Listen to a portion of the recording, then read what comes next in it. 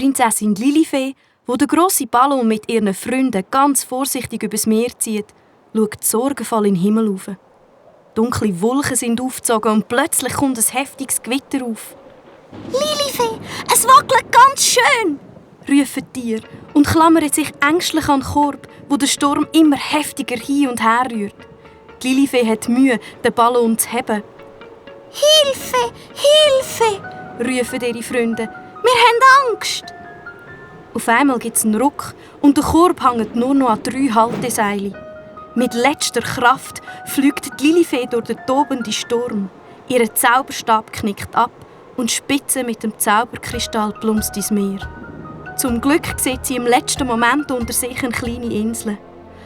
Das ist die Rettung, denkt sie. Der Korb fliegt auf den Strand und es gibt einen lauten Krach und die Tiere purzeln raus. Verzweifelt versuchen sie wenigstens den Korb zu heben. Doch der Wind reißt ihn aus ihren Händen und fliegt davon, weit übers Meer. «Eine schöne Bescherung», brummelt Bruno und geht erschöpft in den Sand hinein. Die kleine Prinzessin zieht Pupsi an Land und denkt: «Wir hatten viel Glück gehabt.